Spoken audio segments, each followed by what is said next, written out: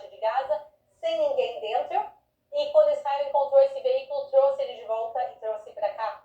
Porque o dono desse veículo não está aqui para contar a história, então pelo menos o carro está. A mesma coisa esse trator, eles simplesmente sabem que esse trator vale muito dinheiro, simplesmente pegaram e roubaram o trator. E esse carro branco que a gente está vendo aqui, ele também foi levado para Gaza. Mas, infelizmente, ele não foi levado só o carro. Este carro pertencia a Kit e a Viva Seeger. Eles eram um casal, ela de 62 anos e ele de 64. E eles foram sequestrados no próprio carro deles. Os terroristas na frente, eles jogaram o casal atrás e dirigiram e entraram com esse carro para dentro de Gaza. A Viva, depois de 51 dias, ela foi libertada em uma das negociações e ela foi trazida de volta a Israel. E o Kit, de 64 anos, já está há 1 ano nas mãos dos terroristas do Hamas e nós não sabemos se ele está vivo ou o estado de saúde dele. Então, o que esse carro está fazendo em Israel? Esse carro foi encontrado pelo exército de Israel abandonado do lado do hospital Shifa, dentro da faixa de Gaza. Nós sabemos que muitos dos sequestrados foram presos, cativos dentro do hospital. Provavelmente também o casal ficou lá um tempo. Então, quando Israel entrou e encontrou o carro deles, eles trouxeram aqui de volta para Israel. A Viva está aqui ainda esperando a volta do marido dela. Um lugar que eu e a minha família, a gente tem muito carinho é Nir Oz. Meu pai morou lá há muito tempo atrás, eu conheci o kibbutz. É um dos kibbutz que mais sofreram com esse massacre. E uma coisa que é importante a gente entender é a crueldade com que tudo isso foi feito e uma crueldade realmente planejada. Em Nir Oz, eles foram e fizeram tudo o que eles fizeram e mataram uma quantidade enorme de pessoas. E eles pegaram esse veículo que pertencia a uma pessoa do kibbutz, pegaram o bagageiro do carro e empilharam corpos. Imaginem a cena, que obviamente eu não posso mostrar para vocês, está filmada, mas eu obviamente aqui no YouTube não posso mostrar para vocês, eu não sei nem se eu faria isso, de mostrar imagens tão terríveis. Mas tem imagens desse bagageiro desse carro com uma pilha de corpos viajando em direção a Gaza. Porque eles sequestraram não só pessoas vivas, como também corpos. Porque qual o sentido de sequestrar corpos? Para não dar nem a mínima decência para essas famílias de poderem sepultar os seus entes queridos de uma maneira honrosa. É tirar tudo que essas pessoas tinham, destruir as casas deles, roubaram, depois queimaram as casas, destruíram o sistema de água e de esgoto de Nir Oz, queimaram os carros para que os sobreviventes não pudessem fugir, e aquelas pessoas que foram assassinadas, se não foram queimadas, eles tentaram levar os corpos para Gaza. E onde eles não tinham espaço para levar os corpos, ou não tinham força para levar tantos corpos, muitos deles eles decapitaram e levaram só a cabeça. Esse é o nível das coisas que aconteceram no 7 de outubro. E Israel, quando começou a realmente defender a sua população, entender o que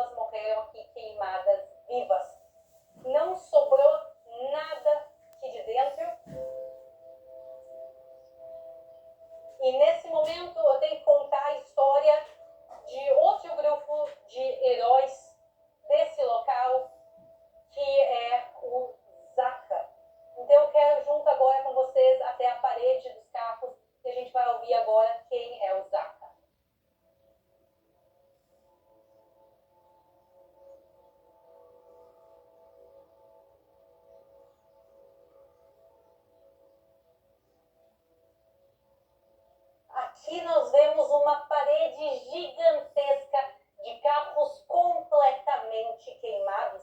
Há mais de 300 carros aqui que estão desta maneira. E eu acho que eles nos ajudam a ver um pouco fisicamente a destruição e o caos desse dia. E eu quero colocar agora foco no caos. Imaginem que no 7 de outubro, ninguém sabia no início o que realmente estava acontecendo. Muitas pessoas não sabiam onde estavam seus entes queridos. Cadê os meus filhos? Cadê meus avós? Cadê meu marido? Cadê todo mundo?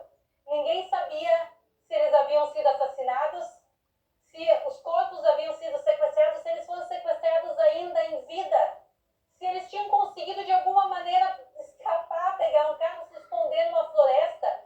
Há casos realmente milagrosos de como as pessoas conseguiram se salvar. E muita gente perdeu o contato com as suas famílias. E nas horas e nos dias e nas semanas seguintes, se começou realmente a ter uma ideia mais clara do que estava acontecendo. Eu lembro que nesse mesmo sábado terrível, eu entrei aqui no canal ao vivo para contar para vocês o que havia acontecido. E eu lembro que eu falei de 250 mortos.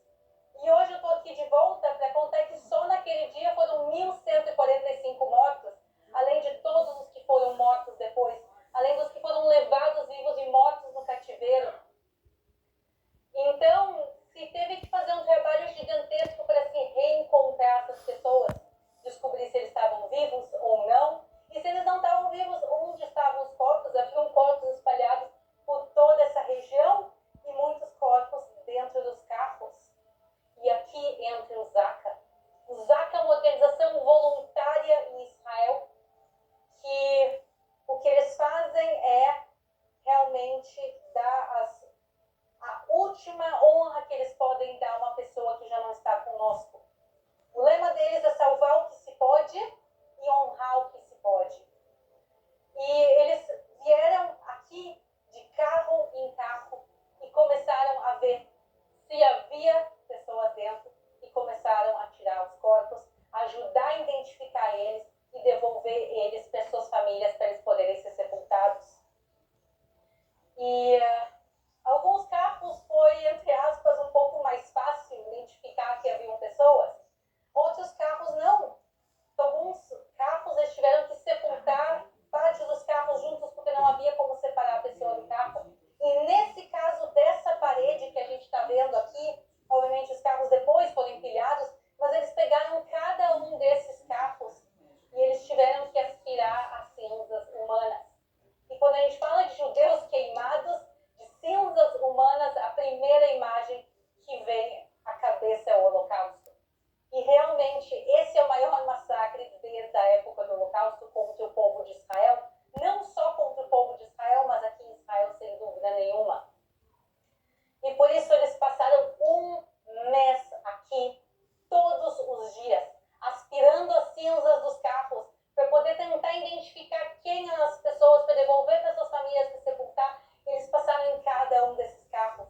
E por isso cada uma dessas marcações que a gente viu no carro tem significado. Que eles foram e verificaram até o último fio de cabelo que tinha ali para tirar e honrar essas pessoas. Há marcações que mostram quem foi achado, se não foi achado. Mas realmente foi um trabalho tão gigantesco e difícil de ser feito pelo Zaka, que o Zaka, que é o órgão encarregado de Israel de fazer isso, não deu conta do trabalho. E por isso, nas primeiras semanas pós 7 de outubro, quem veio até aqui, este lugar fisicamente onde nós estamos, foram arqueólogos do Ministério de Antiguidades. Porque haviam aqui coisas no estado tão destruído que eles tiveram que trazer arqueólogos aqui para ajudar a tirar os restos humanos para serem levados aos sepulcros. E por isso também, entre as bandeiras que a gente vê aqui nesse local, a gente vê as bandeiras de Israel, a bandeira dos serviços de ambulância de Israel, mas também a bandeira do Ministério de Antiguidades e dos arqueólogos.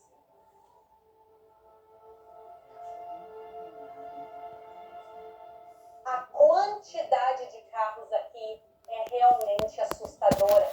Quando a gente caminha aqui no dia de hoje, há lugares que a gente vai, a gente não consegue ver o final. Se a gente decidisse aqui parar para contar